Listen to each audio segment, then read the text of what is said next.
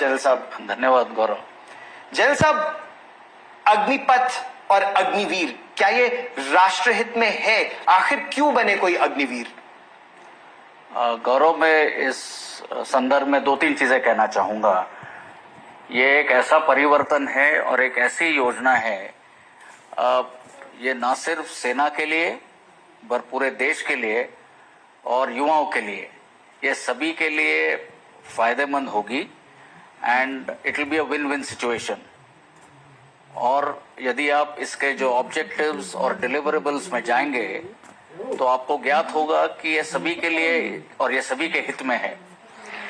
जहां तक सेना का सवाल है, मैं 3-4 मुद्दे आपके सामने रखना चाहूंगा।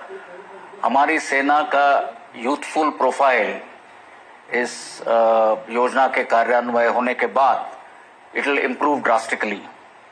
दूसरा, हमारे जवान जो हम रिक्रूट करते हैं या इंडक्ट करते हैं सेना में, they will be more technologically adept and be able to operate our weapon systems in a much better fashion and the equipment in the future. तीसरा, हमारा यूथफुल एंड एक्सपीरियंस का जो एक बैलेंस होगा यूनिट में या सेना में, हम उसमें भी बढ़ोतरी करना चाहेंगे। और चौथा, इनके अग्निवीरों का इंटीग्रेशन जो हमारे यूनिट्स या सेना में रहेगा, उससे भी पूरे तौर से हमको इसका फायदा पड़ेगा। लेकिन इस योजना के बारे में बात करते ही इसमें परिवर्तन लाने की आवश्यकता पड़ी, तो क्या ये सोच समझकर लाई गई एक योजना है या फिर थोपी गई है एक तरह से सेना पर? नहीं, सबसे पहले मैं ये धारणा और this notion I want to completely deny that ये एक ऐसी स्कीम है जो हम पर थोपी गई है। ये बिल्कुल गलत है। ये तकरीबन 1.5-2 साल से ये योजना विचाराधीन है और इसको कंटिन्यूअस डेलिब्रेशंस, डिस्कशंस या कंसल्टेशंस के फलस्वरूप, और ये भी सभी स्टेक होल्डर्स के साथ हुए, इसके पश्चात ही इसकी एक फाइनल रूपरेखा बनी है। जहां तक आपने ट्वीकिंग का सवाल उठाया, मैं कहना चाहूंगा कि जब ये स्कीम या योजना अनाउंस हुई थी 14 तारीख को, इसकी जो ब्रॉड और या मोटे तौर पर रूपरेखा इसको बताया गया था, और उसके बाद जो उसके डिटेल प्रोविजंस है, या जैसे आपने पिछले 3-4-5 दिन में देखा है, ये प्रोविजंस को एक एक क्लैरिफाई किया गया है। तो मुझे लगता है ये कहना गलत होगा कि ये स्कीम को पहले ही 4-5 दिन में हमको ट्वीक करना पड़ा है। मुझे लगता है गलत धारणा है ये। लेकिन इसका विरोध जिस तरह से हो रहा है, जिस तरह से जगह जगह विरोध के स्वर मुखर हो रहे हैं, क्या आवश्यकता है इस समय कि आप इसको रोकें, रीअसेस करें, रीएनालाइज करें, जो विरोध के स्वर है उनको, उनके जो इश्यूज है उसको एड्रेस करें और फिर रीलॉन्च करें? नहीं, सबसे पहले मैं आपको बताना चाहूंगा कि मेरी राय में ये विरोध के स्वर है, इसका मुख्य कारण यह है कि इस स्कीम के बारे में मेरी समझ में पूरी जानकारी लोगों को जिस तरह से होनी चाहिए थी, वो जानकारी लोगों के पास थी। तो जैसे जैसे लोग इस स्कीम को समझ पा रहे हैं, खास करके युवा, तो जितनी भी आशंका या अप्रहेंशन या गलत धारणा लोगों के या युवाओं के मन में थी, उसका मुझे लगता है अभी पर्याप्त समाधान हो गया है। और इसके चलते द एक्सेप्टेबिलिटी और इसके जो बेनिफिट्स है, ये मुझे लगता है युवाओं को अभी समझ में आ रहे हैं। क्योंकि कहा यह जा रहा है कि केवल आप पेंशन बिल को घटाने के उद्देश्य से इस तरह की स्कीम लाई गई कि आप 4 साल उनकी सेवा भी ले लो और पेंशन भी ना देना पड़े, ग्रेचुटी भी ना देना पड़े, कुछ ना देना पड़े, उनको 4 साल के बाद बाहर कर दिया जाए और केवल 25% को सेना में लिया जाएगा। ये भी मुझे लगता है एक्सट्रीम पोजीशन है, और बट ये सच नहीं है। जो आप स्कीम को यदि सही तरीके से समझेंगे, तो जैसे मैंने बताया है, 4 साल में एक युवा जब फौज में 4 साल काटने के बाद, ट्रेनिंग के बाद जब बाहर समाज में या सोसाइटी में जाएगा, तो उसको इस तरीके से वो इक्विप होगा, he will carry a unique resume, उसके पास ये क्वालिफिकेशंस होंगी बिना, और डिसिप्लिन और जो फौज के वैल्यूज और क्वालिटीज को छोड़कर मुझे लगता है एक पर्याप्त मात्रा में वो अपने आप को समाज में एक जगह बना पाएगा। He'll have his unique identity, एक उसकी अलग पहचान रहेगी जिसको समाज में उसको आगे बढ़ने में उसकी मदद होगी। जैसे हम बात करते हैं कि 25% को आप सेना में लेंगे, प्रयास होगा कि कुछ आरक्षण सरकारी नौकरियों में उनको दिया जाएगा। सरकारी नौकरियों में जो आरक्षण है वो तो 1979 से 1979 से है।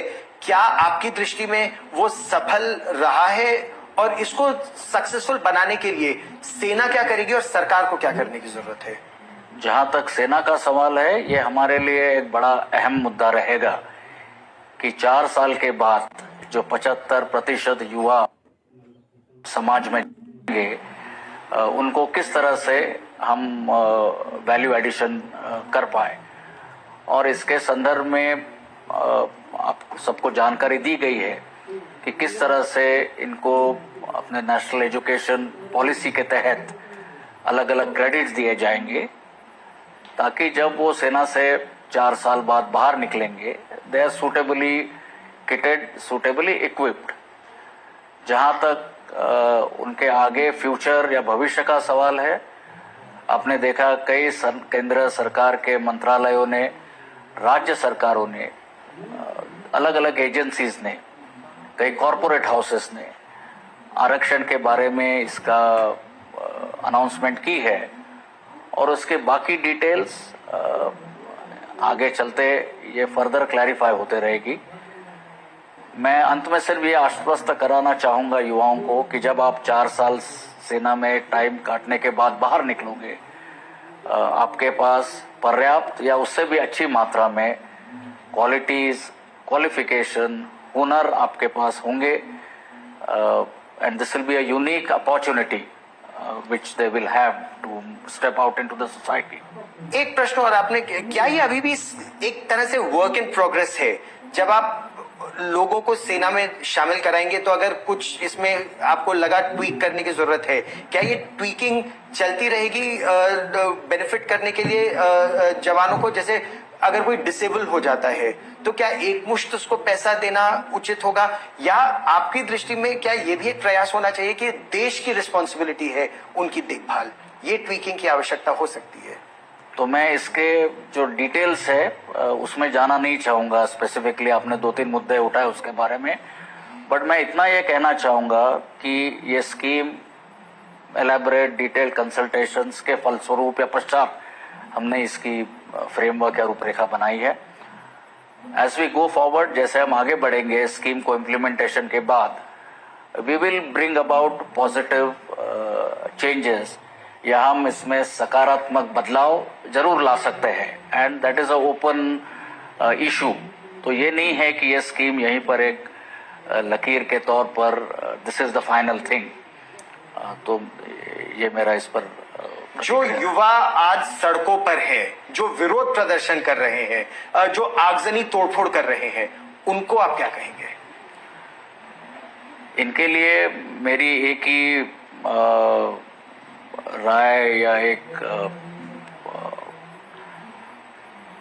अपील रहेगी कि इन सब चीजों को छोड़कर ये अपना, अभी हमने रिक्रूटमेंट का शेड्यूल और रैली का शेड्यूल अनाउंस किया है या घोषित किया है, इसकी अधिसूचना भी हमारे वेबसाइट पर है।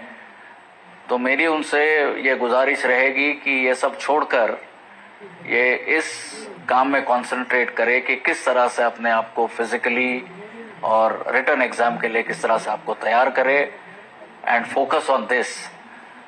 मैं ये भी बताना चाहूँगा कि जहाँ तक सेना का सवाल है, सेना में अनुशासन को हम बहुत महत्व देते हैं और हम चाहते हैं कि जो युवा हमारे साथ आए वो अनुशासन, देश प्रेम, नेशनलिज्म, इन सब मुद्दों पर खरे उतरे।